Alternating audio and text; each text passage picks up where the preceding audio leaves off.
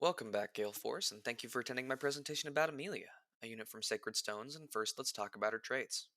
Amelia first appears in Chapter 9 of either route. However, if you don't recruit her at this time in Erica's route, she'll reappear in Chapter 13 and can be recruited there. There's no additional benefits to waiting, so it's recommended you recruit her in Chapter 9. Amelia is one of three trainee units in Sacred Stones, meaning she effectively starts with very low bases but has the potential to quickly gain an extra 9 levels worth of experience compared to the average unit in your army. Unfortunately, this is counterbalanced by her relatively poor growths with a focus on skill, speed, and luck. Amelia's impact in Sacred Stones depends entirely on how much you're willing to invest into her and what you think your army might need at the time of her recruitment. If you value mobility, she can be promoted into a Cavalier. If you're worried about defending choke points on certain maps, Knight is the way to go.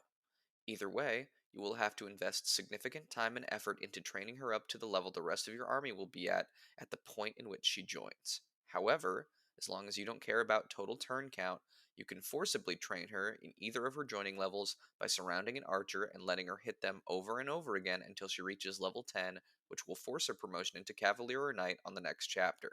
However, it should be noted that regardless of your promotion choice, she will likely be a less effective version than any of your Cavaliers or Gilliam, as they'll still have some levels and stats greater than hers on average, even with this investment.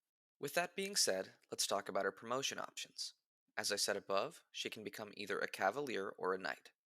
Turning her into a Cavalier focuses on her existing strengths, granting her plus 1 HP and plus 2 skill, speed, and resistance. She'll also gain plus 3 constitution and plus 3 movement. Knight, on the other hand, patches up her faults.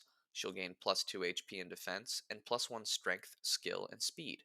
Her constitution will be a point higher than Cavalier's, but she'll be stuck with 4 movement. She'll be able to gain levels faster as a Cavalier, thanks to her higher movement, but she'll have lower stats until she has the option to promote again. The knight, meanwhile, will need to be fed kills, but there are further arguments for both paths than just this. Amelia will almost never want to go into Paladin, as while the movement gain is nice, the promotion gains are significantly lesser overall than the Cavalier's other option, Great Knight, which also opens up axes as an option for her. The Knight, however, has a bit of a case to be made for both promotion paths. Great Knight will increase her mobility significantly, allowing her to keep up with your other promoted foot units, but General's promotion gains are even better than the Great Knight's and offers the same weapon types and potentially the skill Great Shield. This will effectively turn Amelia into a lightning fast unit who hits fairly hard with surprisingly okay defenses. So her promotion path will come down to whether you prioritize leveling her up quickly, in which case you should go into Cavalier and then Great Knight, or want her to have the best possible stats, in which case you should go into Knight and then General. In conclusion, there's a surprising amount of depth to Amelia in spite of her usual status as a bit of a meme unit. She can service your army quite well with investment, but make no mistake, it's a lot of investment. Thank you so much for watching. Please don't forget to like and subscribe and click the bell if you'd like to get notified when I post a new video. A special thank you to patrons 60 Sweep, Gorilla Danny, and Bosnia for subscribing at the Paladin tier, and Average Stat Pat and Caius Griffin for subscribing at the Great Lord tier.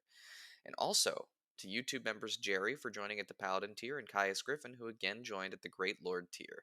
I'd really appreciate if you checked out the links in the description if you can, but otherwise, have a great rest of your day.